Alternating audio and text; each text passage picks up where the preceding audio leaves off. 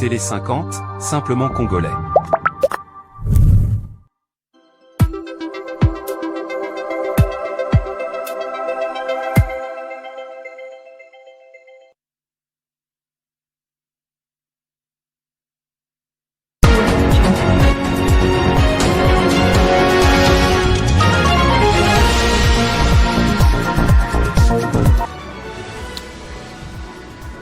À la une de cette édition du journal, plus de 80 000 réfugiés congolais sont sur le point d'être rapatriés en RDC depuis la Tanzanie sous les auspices du HCR.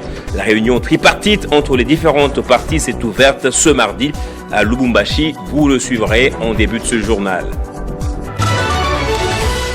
Et puis la compagnie de transport public Transco vient de renforcer sa flotte automobile. 30 nouveaux bus Mercedes-Benz ont été réceptionnés, portant à 130 le nombre total de ces véhicules.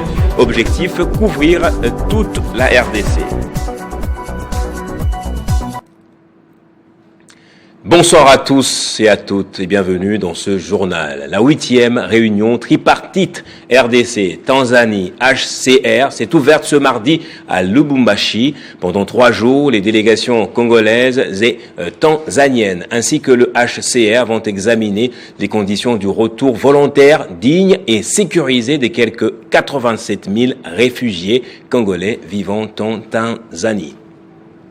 Les travaux de la 8e réunion tripartite RDC Tanzanie HCR se sont ouverts à Lubumbashi, chef-lieu de la province du Haut-Katanga. La cérémonie d'ouverture a été présidée par les gouverneurs des provinces Martin Kazembe en présence du gouverneur du Tanganyika Christian Kitungwa, du représentant pays du HCR en RDC, des chefs des délégations tanzaniennes et congolaises, ainsi que des experts des 3 parties prenantes. Cette rencontre stratégique consacrée à l'examen des questions relatives au retour volontaire des réfugiés congolais établis en Tanzanie s'inscrit dans la continuité de la réunion tripartite tenue à Dar es Salaam en décembre 2025. Elle vise non seulement à évaluer la mise en œuvre des résolutions prises lors de cette réunion précédente, mais aussi à identifier les contraintes majeures et à consolider les mécanismes de coordination pour un rapatriement sécurisé et durable. À ce jour, 87 000 Congolais sont réfugiés sur les territoires tanzaniens. Au moment où le gouvernement congolais s'investit dans la pacification du pays, d'autres crises refont surface. Tel est le cas de la rébellion entretenue par le Rwanda et ses supplétifs de l'AFC M23, pour laquelle un processus de paix a été enclenché à travers les accords de Washington et de Doha en 2025. Dans son discours d'ouverture, le gouverneur Martin Kazembe a rendu un hommage à la vision humaniste du chef de l'État, Félix Tshisekedi, ainsi qu'à ses efforts constants en faveur de la paix, de la stabilité régionale et de la protection des populations. Il a également salué la solidarité et l'hospitalité légendaire du peuple tanzanien sous le leadership de Samia Suluhu, présidente de la République unie de Tanzanie. La tenue de cette réunion traduit notre volonté commune de poursuivre et de renforcer nos efforts en vue de créer les conditions propices à des retours volontaires, dignes, sécurisés et durables des réfugiés congolais dans leur pays d'origine.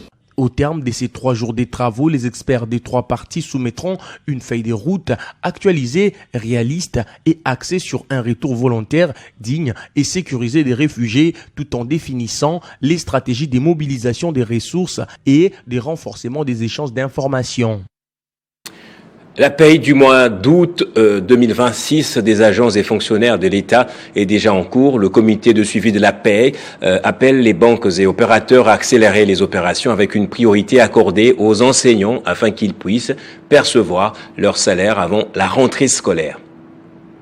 La paie du mois d'août 2026 des agents et fonctionnaires de l'État est déjà en cours. Selon le comité de suivi de la paie, les enveloppes destinées au paiement des salaires sont progressivement mises à la disposition des banques et des différents opérateurs des pays, conformément aux instructions des autorités de supervision. Réunis en plénière sous la direction de son président intérimaire Yannick Issassi, le comité de suivi de la paie a appelé les opérateurs à accélérer la cadence afin de permettre aux agents de l'État de percevoir leur salaire dans les meilleurs délais. Une attention particulière est accordée aux enseignants avec l'objectif de leur permettre de disposer de leur salaire avant la rentrée. S'agissant des retards enregistrés dans certains territoires à accès difficile, le comité de suivi des payes affirme avoir communiqué aux opérateurs concernés les dispositions nécessaires pour résorber rapidement cette situation. Pour veiller à l'effectivité de ces engagements sur le terrain, le comité de suivi de la paye a mis en place un dispositif de surveillance renforcé. Celui-ci doit permettre un échange en temps réel avec les opérateurs afin d'identifier et de résoudre rapidement tout éventuel blocage technique ou administratif. À travers ces mesures, le comité de suivi des payes réaffirme la volonté du gouvernement de garantir une gestion rigoureuse, transparente et efficace de la paye des agents et fonctionnaires de l'État. On va parler à présent de la réforme foncière en RDC en mettant un accent sur la clôture de la formation, de renforcement des capacités des conservateurs des titres immobiliers de la République, une initiative de l'École nationale de l'administration et du ministère des Affaires foncières destinée à accompagner la mise en œuvre des réformes et à moderniser la gestion foncière en RDC. Clôture de la formation de renforcement des capacités des conservateurs des titres immobiliers de la République démocratique du Congo. Cette initiative portée dans le cadre de la réforme foncière visait à doter les participants des outils nécessaires à une gestion plus efficace, transparente et moderne des titres immobiliers. Organisée avec l'implication de la fonction publique, l'École nationale de l'administration et du ministère des Affaires foncières. Cette formation a notamment porté sur les mécanismes de mise en œuvre des réformes foncières engagées par le gouvernement. Je suis fière d'avoir donné vie aux premiers enfants, transformés de très bonne qualité à l'administration des affaires foncières. Durant plusieurs jours, les conservateurs ont été outillés sur les nouvelles approches en matière de gestion et de sécurisation des titres immobiliers, ainsi que sur les procédures visant à améliorer la qualité des services rendus aux usagers. Pendant ces parcours de formation qui a duré près de 20 jours depuis le lancement le 4 août dernier, le RDC a mobilisé son ingénierie de formation et son exigence et qualité afin d'offrir aux participants un apprentissage qui ne soit pas seulement théorique, mais directement relié aux responsabilités qu'ils exercent. À la clôture, les participants ont été appelés à mettre en pratique les connaissances acquises afin de contribuer à la modernisation de l'administration foncière et à la sécurisation des droits des propriétés en République démocratique du Congo. Cette formation constitue ainsi une étape importante dans l'accompagnement des réformes foncières avec pour ambition de renforcer l'efficacité de l'administration et de restaurer la confiance des citoyens dans les services chargés de la gestion du patrimoine foncier. Rendons-nous au Congo central où le projet de construction de la route materne Tchela-Singini, longue de 113 km précisément, évolue à la vitesse de croisière. À l'heure actuelle, cet axe est revêtu à plus de 60% et les travaux se poursuivent normalement en pleine caravane infrastructurelle dans cette partie du pays. Le ministre des ITP, John Banza Lunda, a rappelé la détermination du gouvernement à concrétiser tous les projets en cours dans cette partie de la République.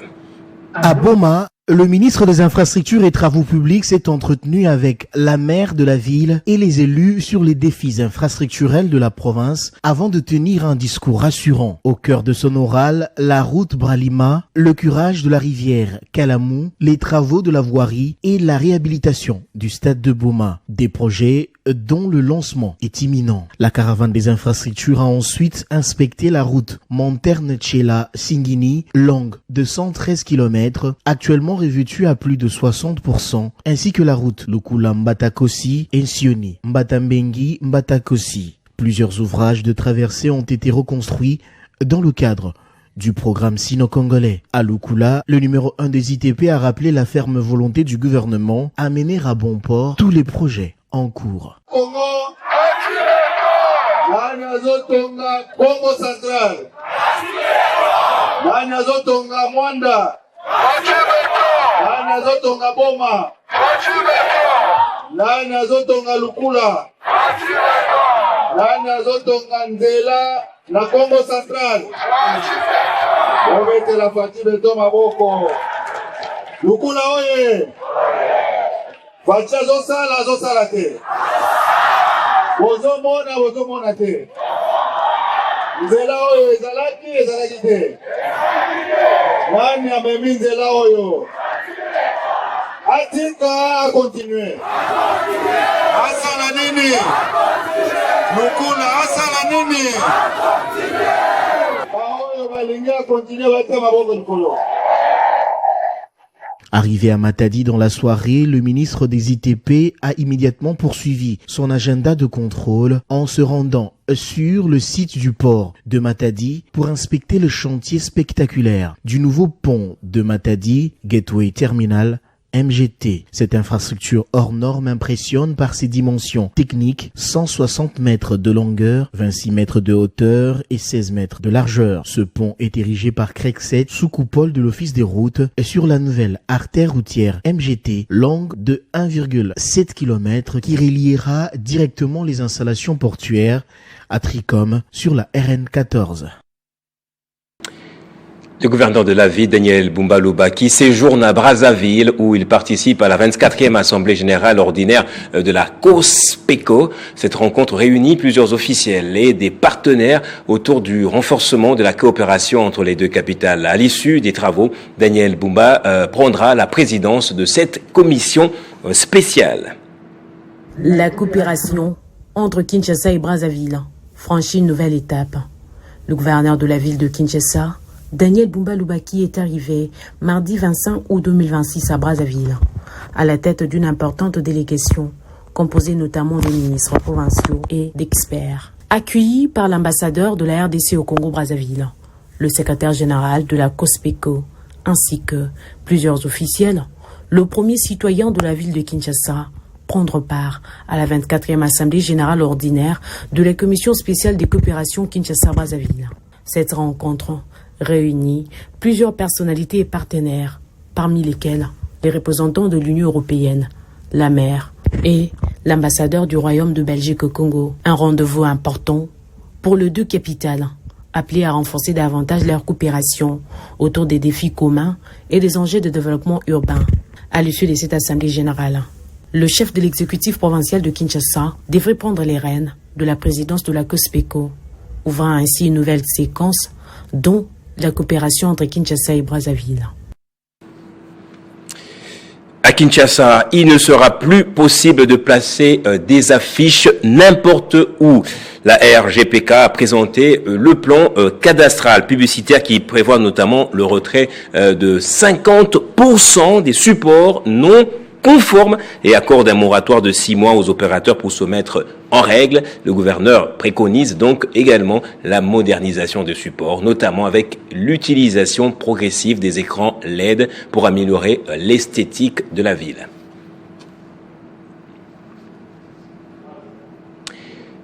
Et dans le cadre du renforcement de la riposte contre Ebola en RDC, l'Institut national de santé publique a réceptionné un 4e lot de 12 véhicules 4WD. 4 d'entre eux ont été remis à la division provinciale de la santé de la capitale pour renforcer la mobilité des équipes face aux urgences sanitaires, notamment la rougeole et le choléra. Le gouvernement a déjà mobilisé plus de 50 véhicules pour soutenir la riposte. La DPS Kinshasa. Donc ça c'est un 4e lot de véhicules que le gouvernement vient d'acquérir dans le cadre de cette riposte à l'épidémie d'Ebola. Les 3 premiers lots qui ont été acquis et qui sont déjà au niveau de l'épicentre sur le terrain, que ce soit en Ituri, au nord Kivu, au Touélé et à la Chopo, et même au Bazoué. Donc ce lot de 12 véhicules, parmi lesquels 4 vont rester pour la DPS Kinshasa. Les autres véhicules vont aussi aller encore compléter le lot qui est déjà allé en province. Donc avec cette acquisition, le gouvernement a déjà mobilisé plus de 50 véhicules qui sont déjà sur le terrain et les autres vont encore aller, celui-ci va encore aller renforcer le dispositif de réponse de Kinshasa. Doit être bien préparé face à cette menace. Vous savez qu'on ne fait pas seulement face à Ebola, nous avons ces épidémies de choléra, nous avons les épidémies de rougeole, et on a encore quelques cas ici à Kinshasa. Donc vous avez des mobilités pour faire face aux urgences sanitaires et santé publique de manière générale. Donc ce lot de véhicules, monsieur le CD, il est donné à la DPS à Kinshasa et vous devez en faire bon usage. Vous devez en faire vraiment bon usage et en bon père de famille, gérer ce bien avec beaucoup plus de professionnalisme et au service du gouvernement. À Gombe, centre-ville de Kinshasa, le programme Kinshasa Ezo Bonga du gouverneur Daniel Bumba, en cohérence avec la vision du chef de l'État, a déjà permis de réaliser 24 km de route sur les 28 prévus. Ce constat a été fait par des journalistes. Tour d'horizon de ces routes réhabilitées ici à Gombe dans ce commentaire. La commune de la Gombe a fait l'objet d'une visite de presse ce dimanche. Une représentation de la corporation des journalistes qui a effectué une ronde sur plusieurs axes routiers de la municipalité afin de constater l'état d'avancement des travaux.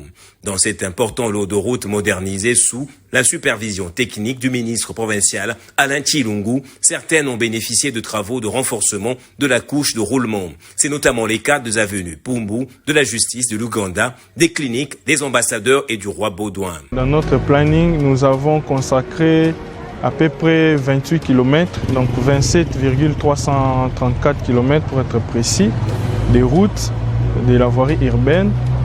Et à ce jour, nous avons déjà, pour les axes qui sont finis, nous avons réalisé déjà un cumul de 24 km. Ces journalistes se sont rendus compte des défis auxquels la ville est confrontée, notamment la démolition de constructions anarchiques sur les avenues Tombalbaye, Kolwezi et Kwamut. Nous avons aussi construit de nouvelles routes. Par exemple, il y a l'avenue Kolwezi. Ce que nous avons fait pour cet axe, nous avons d'abord récupéré l'emprise dans les tronçons compris entre l'avenue Lukusa et le boulevard du 30 juin. Et puis nous avons aligné cet axe-là dans notre programme de construction de la voirie. Pour certains chantiers, la préférence est désormais accordée au béton armé. Parmi les axes concernés figurent notamment l'avenue Kalemi de la Primature à l'entrée de Marsavco, l'avenue de la Mission de Lukusa au casier judiciaire, l'avenue TSF jusqu'à l'entrée de la Chancellerie, l'avenue Ndolo Lutete de Marsavco au boulevard du 30 juin, l'avenue Mutombo Kachi du rond-point Forescom au boulevard du 30 juin, l'avenue de l'Équateur, des Ouagéniens au boulevard du 30 juin, l'avenue du Livre, de Kitona aux Huileries, l'avenue Kitona, du boulevard du 30 juin à l'avenue Colonel Ebeya. À cela s'ajoutent les avenues des Flamboyants, des Jacaranda, des Orangers, Colonel Ebeya, Ouangata et Ouagénia. Pour les quelques 4 km restants, la ville entend mettre les bouchées doubles afin d'achever les travaux et d'atteindre les objectifs assignés. L'Union nationale des caméramens du Congo monte au créneau pour dénoncer la situation préoccupante que traversent deux de ses membres, Talik Tumbisa et Daniel Mukendi, arrêtés en Afrique du Sud, alors que s'ils s'y étaient rendus dans le cadre d'une mission officielle de la RDC. Dans une déclaration, l'organisation appelle les autorités congolaises à intervenir d'urgence afin d'obtenir leur protection et garantir le respect de leurs droits.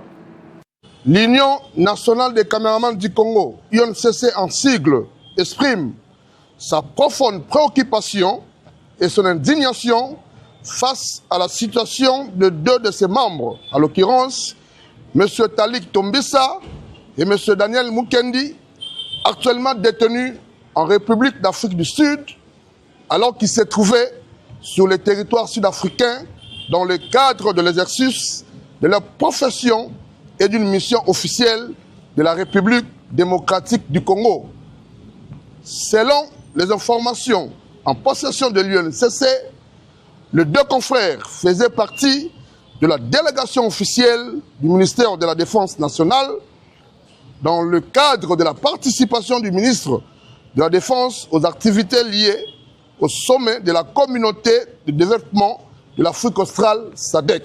L'Union nationale des caméramans du Congo élève solennellement la voix et en appel à l'intervention urgente de plus hautes autorités de la République démocratique du Congo afin qu'une solution diligente, juste et conforme aux intérêts de la République soit trouvée à cette situation qui affecte directement des professionnels congolais de l'image en accomplissant une mission officielle.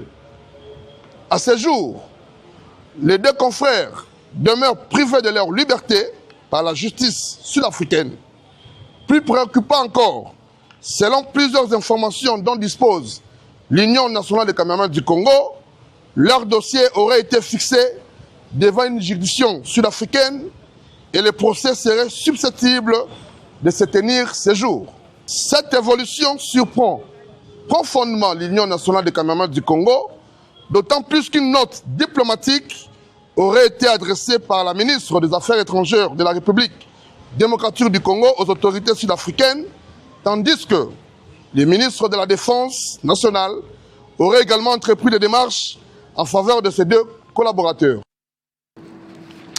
S'imprégner des réalités du Lualaba profond afin d'apporter des solutions adéquates aux préoccupations vitales de ses administrés, tel est le leitmotiv de l'itinérance amorcée par la gouverneure de la province du Lualaba, Fifi Masuka Saini. Tordre le cou aux allégations sont fondement organisés par les détracteurs de la province et entre autres les matières qui ont alimenté l'échange entre son conseiller en communication et la presse pour Josué Muyumba avec la nouvelle loi sur le numérique, les imputations dommageables et les calomnies perpétrées sur la toile contre la personne de Fifi Masuka ne resteront pas impunies. C'est au cours d'une sortie médiatique que le conseiller en charge de la communication de la gouverneure du Lualaba a éclairé l'opinion sur d'abord le pourquoi du déplacement de Fifi Masuka Saini à l'intérieur de la province. Le Lualaba, c'est pas seulement Kolwezi. L'objectif, c'est de récolter davantage les réalités du Lualaba profond. Parce que, comme vous le savez, la politique du gouvernement de notre République tient à ce que l'amélioration de la qualité de vie de la population puisse avoir lieu beaucoup plus au niveau de la base. Autre sujet abordé par Josué Muyumba est la sensibilisation menée par la gouverneure autour de la question de la modification ou du changement de la Constitution. Les conseillers en communication présentent cette démarche comme une volonté d'expliquer à la population les enjeux liés au débat constitutionnel et de favoriser une meilleure compréhension de cette question qui suscite de nombreuses réactions dans l'opinion. L'actrice numéro 1, c'est Madame Marie-Thérèse Masuka. C'est elle qui a mis même toute une équipe pour travailler sur ce processus de réforme, de changement de la Constitution. Pour changer la Constitution, il faut aller avec les arguments auprès de la population. Il faut aller avec le bilan. Et elle travaille et elle donne le bilan, les arguments. Sur les réseaux sociaux, la gouverneure Fifi Masuka Saini fait également face à diverses accusations, notamment celles faisant état d'un prétendu détournement de fonds de l'État à des fins personnelles. Si la justice met la main sur eux pour les interroger, leur poser même 2 questions, je pense qu'ils ne seront pas en mesure de répondre même à 2 questions. Parce que accuser quelqu'un, c'est facile pour ces gens parce que la plupart le font en état d'ébriété. Si vous les mettez comme ça, donnez-nous les preuves. Ils vont vous dire que non, ce n'était pas moi. Josué Muyumba défend l'action de l'exécutif provincial et appelle davantage de responsabilités dans le traitement des informations concernant les autorités publiques. 209 lauréats, dont 148 de l'Université technologique et 61 de l'Institut supérieur des techniques médicales, l'ISTM, Msiri 1er, ont été lancés sur le marché de l'emploi le week-end dernier à Mbunkeya, dans le territoire de Lubudi, au Lualaba. L'activité a connu la participation de la gouverneure. Le chef-lieu de la chefferie des Baéké a vibré ce samedi 22 août 2026 au rythme de la double cérémonie de clôture officielle de l'année académique 2025-2026 et la collation des grades académiques à l'Université technologique et à l'Institut supérieur des techniques médicales Msiri 1er de Mbunkeya. Camarades, oh! Camarades, oh! En ce jour solennel consacré à la collation des grades académiques et à la clôture de l'année académique 2025-2026 de l'Université technologique Msiri 1er et de l'ISTM.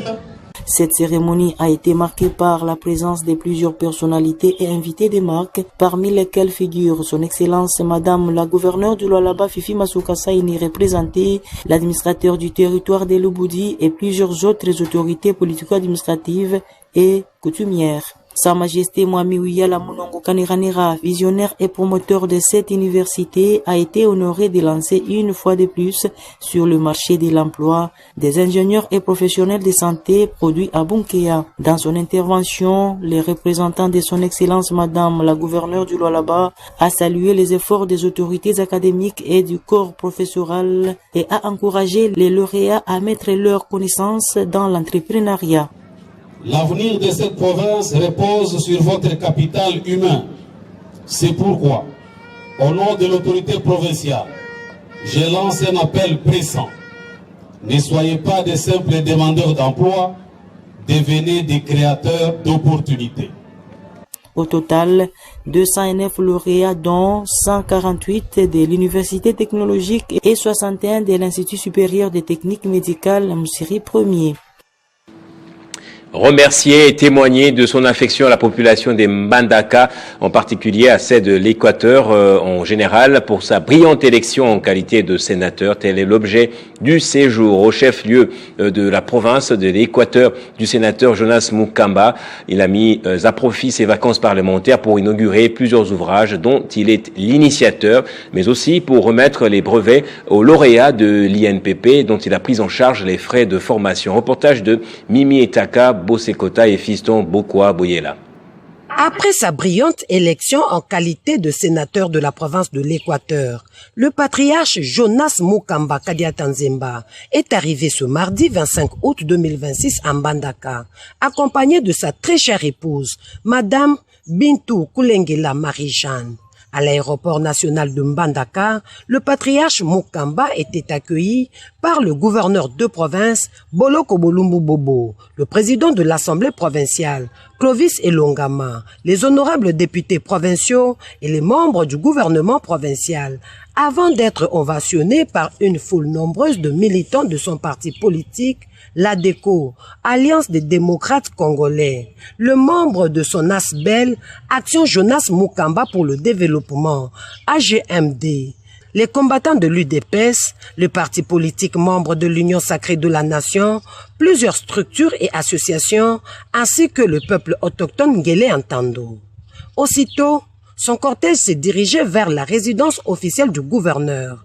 Durant son séjour à Mbandaka, l'agenda de l'honorable sénateur Jonas Mukamba Kadiatanzemba prévoit entre autres activités la pose de la première pierre pour l'installation de lampadaires sur le tronçon compris entre les avenues Bangala et Mukamba, l'inauguration de l'imprimerie de Mbandaka dont il est l'initiateur, la cérémonie de remise de brevets aux 500 jeunes formés par l'INPP grâce à son financement, la visite de centres de formation professionnelle et l'actrine publique créée grâce à son initiative.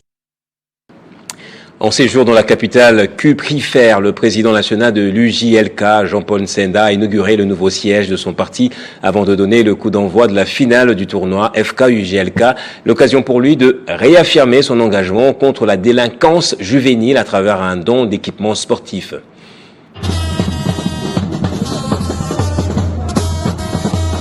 Profitant de son séjour dans la capitale cuprifère, le président national de l'UJLK, Jean-Paul Nsenda, affectueusement appelé par les siens, le roi des chaos, machine des dieux, a rehaussé l'événement de sa présence avant de se rendre au stade. Il a procédé à l'inauguration officielle du tout nouveau siège de sa formation politique. Ce nouveau bâtiment est stratégiquement situé au centre-ville, précisément au croisement des avenues Kimbangu et Kapenda. Dans la foulée, Jean-Paul Nsenda s'est rendu au terrain Mouridja pour donner les coups d'envoi de la finale du tournoi FK-UJLK.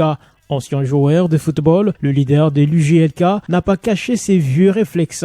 Il a gratifié le public de quelques jonglages techniques démontrant un talent intact sous les ovations des spectateurs. Après les coups d'envoi de cette rencontre, le Petit Barça a été sacré champion face à Nijaka. Au-delà du score, le spectacle de haut niveau proposé par les deux formations a ravi les nombreux spectateurs. Voir aujourd'hui compétir pour la finale de la compétition, organisé par la Fondation Franck Kabamba.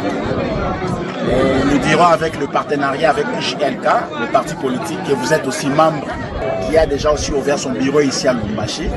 Vous devez aussi adhérer. Alors UJLK est représenté par ce comité qui est avec moi. Il s'agit de Georges Ngumbu et Patrick Mossété. Nous sommes nombreux, hein. Ceux qui est devant vous ou ceux qui êtes devant vous. Nous vous disons merci, nous vous encourageons. UJLK a réservé pour vous un petit cadeau. Cet événement organisé par Jean-Paul Nsenda est un appui concret de lutte contre la délinquance juvénile. Cet acteur politique n'essaie d'ailleurs pas présenter les mains vides. Il a remis un lot important d'équipements sportifs aux équipes participantes. Par ailleurs, des enveloppes financières ont été remises aux finalistes. 5000 élèves de première année primaire de l'ETD Bayeke répartis dans 50 écoles ont bénéficié de kits scolaires destinés à soutenir leur éducation. Les bénéficiaires ont exprimé leur satisfaction à la suite de cet acte louable posé par le grand chef et roi des Bayeke. Sous l'initiative du grand chef des chefferies et roi du Garingandé, le Mwami Ouyala Mwenda Bantu Masuka Munongo Kaneranera, l'ETD des Bayeke a vibré au rythme d'une cérémonie de remise officielle des 5000 kits scolaires destinés aux élèves de la première année primaire de l'ETD des Bayeke en raison des 50 écoles. Nous ne pouvons commencer cette cérémonie sans saluer les efforts consentis jour après jour de son Excellence Monsieur le Président de la République, chef de l'État, en faveur de la recherche de la paix ainsi qu'un investissement total dans l'éducation nationale. Cahiers, fournitures et autres matériels scolaires contribuent à un appui important pour les familles et à un encouragement pour les enfants bénéficiaires. Au nom de tous les élèves de la première année de la chefferie de tout Bayeke, nous tenons à vous remercier, Sa Majesté notre roi, pour ces dons. Ces gestes nous vont tout droit au cœur et nous vous exprimons notre gratitude. Une satisfaction palpable, le représentant du corps enseignant ainsi que les chefs de groupement saluent cette action qui vient de renforcer les efforts en faveur de l'éducation. Que Sa Majesté reçoive nos sincères remerciements. Nous manifestons notre gratitude pour cette initiative combien louable. Cette action traduit la volonté de Sa Majesté Mwami Ouyala Mwenda Bantu Munongo Kaneranera d'accompagner les enfants de son entité avec cette bénédiction grandiose. Ces kits que vous avez, c'est pour vous soutenir, pour vous aider, pour vous assister afin de réussir la première année. Et ce n'est que la première année, croyez-moi. Toi, Santa Luine, et courage. Cette activité s'est clôturée dans une ambiance bon enfant. Et pour clore ce journal, à l'occasion de la fête surprise organisée pour ses 84 ans d'âge, le deuxième vice-président de l'Assemblée nationale et autorité morale du cartel CRD Mbosso, Christophe Mbosso, a réaffirmé son soutien au chef de l'État à travers une prière qu'il a demandée pour lui et pour les populations meurtries de l'Est du pays.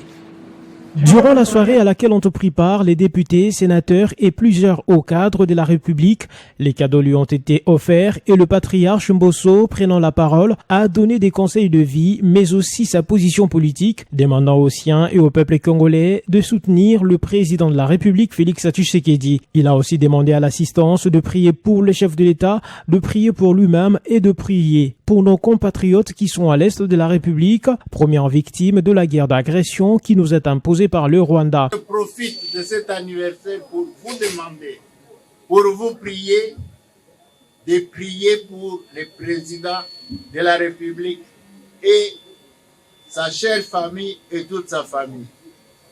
De prier pour notre pays, de prier pour nous-mêmes, pour le peuple congolais, et de nous mettre derrière le chef de l'État pour que l'Est de la République démocratique du Congo connaisse la paix. Remettant les cadeaux au nom du cartel CRD, Maître Samuel Mbemba a loué les qualités du patriarche Christophe Mbosso, le qualifiant d'homme loyal et fidèle, c'est lui qui ne trahit pas les alliances.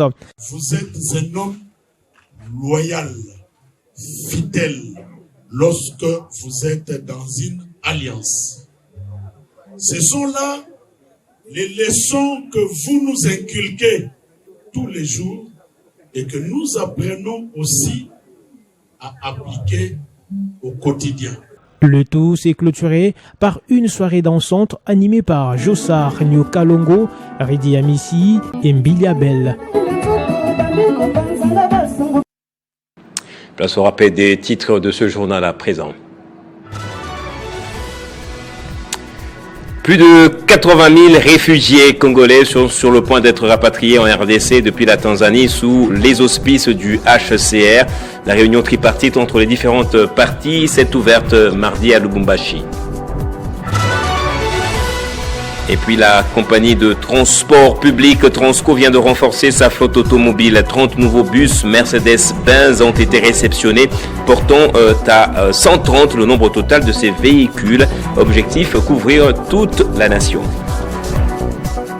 Et vous l'aurez compris, c'est par ici donc que va se refermer ce journal. Merci à vous tous, madame, messieurs, pour votre attention. L'actualité continue sur votre chaîne Télé 50.